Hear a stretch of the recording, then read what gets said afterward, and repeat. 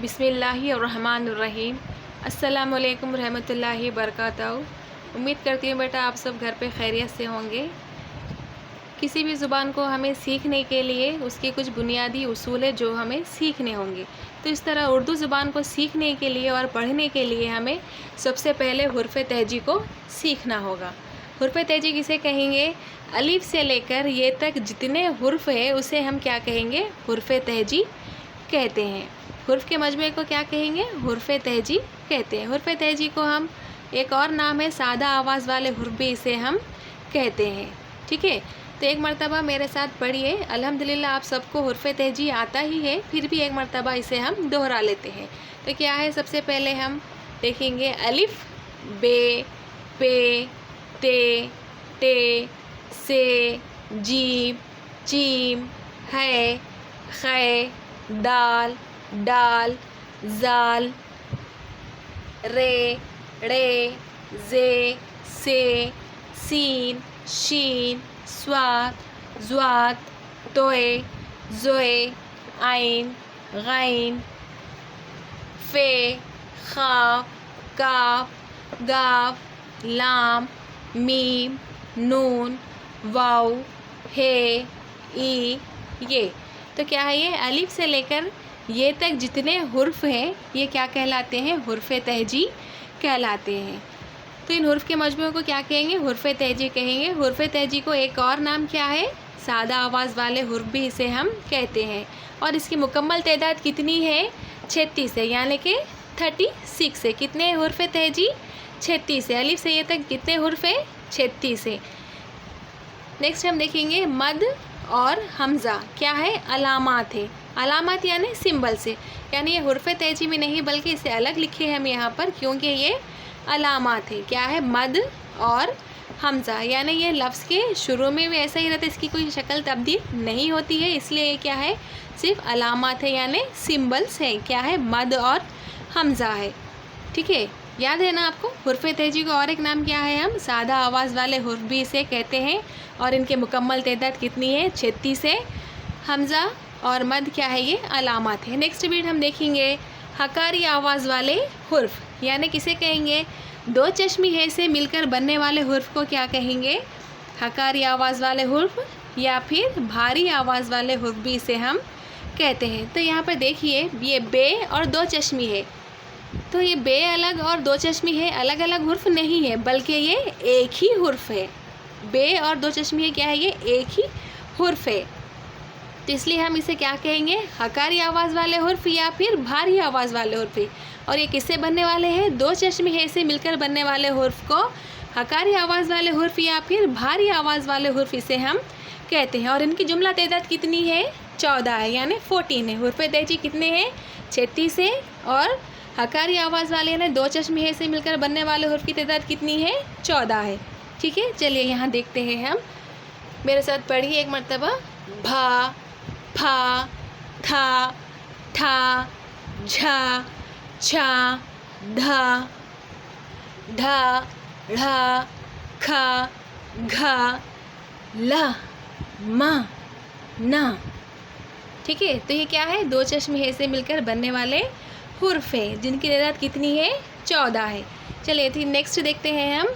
अलिफ, वाव, ई, ये को क्या कहेंगे? मुसव्विते। जिस तरह से इंग्लिश में वॉवल्स होते हैं, कॉन्सोनेंट होते हैं, उसी तरह से उर्दू में भी क्या है? ये अलिफ, वाव, ई, ये क्या है? मुसव्विते। इसे उर्दू में क्या कहेंगे? वॉवल्स, यानी कि मुसव्विते, यानी कि वॉवल्स है। कितने हैं? 4 है। कौन कौन से हैं वो?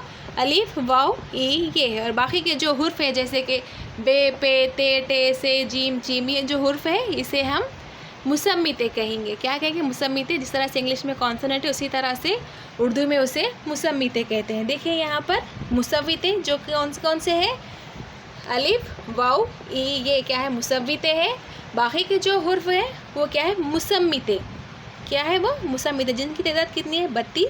और मुसव्विते जो है वो 4 है। जुमला कितने हो गए? ये हुर्फ़ तहजी 36 हो गए हैं। आया समझ में? तो हम यहाँ पे 2 बीट देखे हैं, हुर्फ़ तहजी और हकारी आवाज़ वाले यानी दो चश्मे है से मिलकर बनने वाले हुर्फ़ देखे हैं। अब नेक्स्ट हम देखेंगे हुर्फ़ के जुज़ है, यानी हुर्फ़ की मुख्तसर शक्लें हैं।